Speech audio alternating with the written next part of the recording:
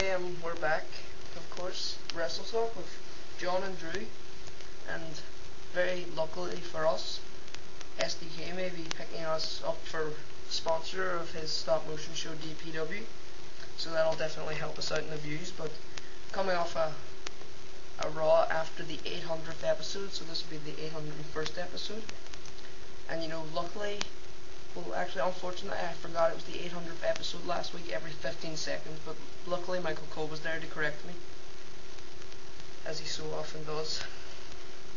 But Michael Cole's a big problem right now, so we might as well get started. At the start of the show, HBK, well, almost at the start of the show, HBK cut a promo, and during that, he actually mentioned Hulk Hogan. Well, he didn't actually mention Hulk Hogan, but he did say Real American, and not many people responded to that. Did you notice that, Drew? Yeah. Well, I thought that really showed just how much people care about Hulk Hogan anymore and what a better old man he's become. Not very well liked by anybody right now. I know Steve Austin hates him, and I know a lot of people who don't really like Hogan that much, including myself. Well, I just don't really like that son of his, who may be getting out of jail for good behavior. Oh god. Well, luckily this week on Raw, everybody's very own favorite reason for tuning in this week, Santino Marella saved the show once again. Drew, let me ask you a question. Where would Raw be if Santino Marella were not there? It'd be probably worse than SmackDown was. Well, I like SmackDown. I think SmackDown's the better show right now. It's got a lot more wrestling in it than Raw does. And Raw's basically a few matches with way too many backstage segments and things like that. Things of that nature, obviously. And Santino just continues to amuse me. I don't think Santino's going to be getting some kind of huge push, as in he'll be defeating Batista. But I've actually concocted a storyline myself that I think would suit Santino perfectly. Like, you could have Santino in a match, and just hit some kind of move, and whenever he hits it, he's very surprised. It could just be some kind of weak move. Anything at all. Could be some kind of variation of a flying knee, whatever. And he could just beat anybody and anybody at all with the move. And I think that would suit Santino well. It would it's definitely a lot better than getting squashed by Batista every week. And I think it would add some good comedy moments. But luckily, Santino is getting more and more time on TV each week. And I think it's quite obvious that, the people backstage do have brains. It's not different people who concoct these Santino storylines than the people who write all these other storylines that we have to sit through.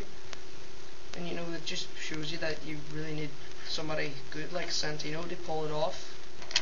Because Santino is just great at what he does. He makes it 100 times funnier than it would be if coming from anyone else.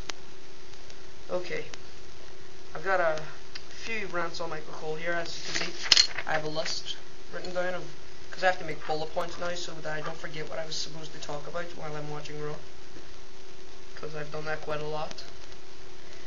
Well, most of these are very shrewd comments towards Michael Cole, everybody's favorite announcer. But Michael Cole, what do you think of Michael Cole? He just says the worst things.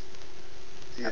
I think I know you missed Raw last week, Drew, but during the Evan Bourne match, he came up with a fantastically well-placed phrase, the swashbuckling style of Evan Bourne.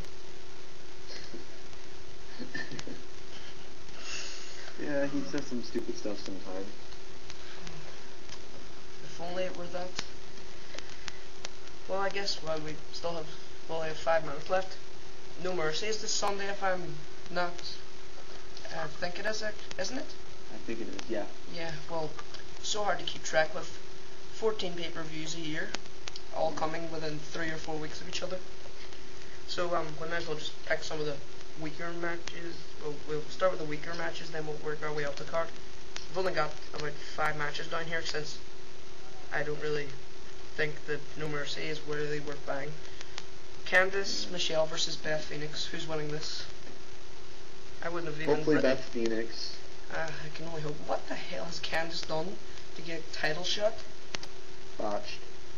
Well, she botches everything. The only reason she's in this is because of some stupid revenge storyline. It wasn't even Beth's fault that Candice got injured. It was Candice's fault because she botches everything. Kane versus Mysterio, and in fact I wouldn't even have that Candice versus Beth match if Beth and Santino weren't talking about it backstage. Completely slipped my mind. Kane versus Rey Mysterio. Mysterio unmasks if he loses. Is it going to happen, Drew? I hope not, because Rey Mysterio will just get lost in the shuffle if he loses the mask. Well, I think it just meant unmask in the middle of the ring and then put it back on the next week. I don't think so. I sure as hell don't hope they take the mask off him at all. I mean, we all know what he looks like. I mean, everybody knows what Rey Mysterio looks like under the mask. It's not going to have a very big shock value. Well, actually, I take that back. It might have some shock value, considering most of the 7 or 8 year olds who watch this show are not going to have even heard about WCW or how Rey unmasked during that. Okay, I pick Mysterio even, and you.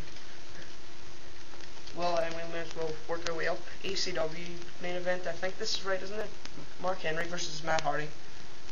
Yeah. Well, who do you see winning this match, Drew? Well, it wouldn't make sense if Mark Henry won, because he just lost it, and if they wanted him to win, they wouldn't make him lose so early. Sure enough, So but probably Hardy will win. I can say Hardy will win without a shadow of a doubt. The Triple H versus Jeff Hardy match. I don't even think you need to make a pick on this, Drew. Who's winning this match? Everybody's favorite talent holder? I don't even know, really, because if Jeff Hardy hadn't done what he did at the airport, I would have said Jeff Hardy. No, but now it's pretty up in the air with me. Well, here's where I disagree with you. Triple H will. It's just a sad thing to see Triple H on SmackDown, because I was enjoying SmackDown. Now when Triple H comes, everybody in his way is left behind. You know, it's the Triple H show. He did the exact same thing on Raw. He's held back so many talent that it's just hard to count them all. And now every time he's in a match, he just bulldozers over everybody, including the Great Khali. An MVP. He looks terrible right now. Oh my god. Well, that's really MVP's fault if he hadn't made that very poor joke towards that drug tester. Yeah. Which I actually got a giggle out of, but regardless, it seems those folks down at Titan Tower don't share the same sense of humour as me. Okay, the world title ladder match. A match worth buying the pay-per-view over if it were not so swimming in other crap right now. But I'm definitely going to see this match on YouTube. What about you, Drew? Who is winning the world title ladder match? Probably Jericho, because Michaels doesn't really want the belt anymore. Well, from what I've heard. Well, I am really having trouble making my mind up about who's going to win this, because on one hand, I doubt that they're going to have Jericho win this feud after all he's done to Michaels, and that's not a very good ending, but I don't see Michaels winning the belt so soon. So I think the only way they could end this feud would be at WrestleMania, but they can't keep going. They need to have Jericho win, then, you know, Michaels, maybe they can put Michaels out again, and then have him return and win the belt, but he doesn't really want the belt. So it's a very tough situation, and that has taken up all of our time almost. We have 30 seconds remaining. I guess we could talk about some other things, but there's really no points. The Great Charlie made his match on Raw against Domino, or Deuce, was it? It was Deuce. And then Khali came out and brain chopped him. And Drew unfortunately fell asleep during the 8-man tag team match. Yeah, I'm so sad. Well, I love Charlie Haas. It was a great match. Had a lot of high spots in it, but that's really all. Only lasted 10 minutes. And we're out. Later. Weird.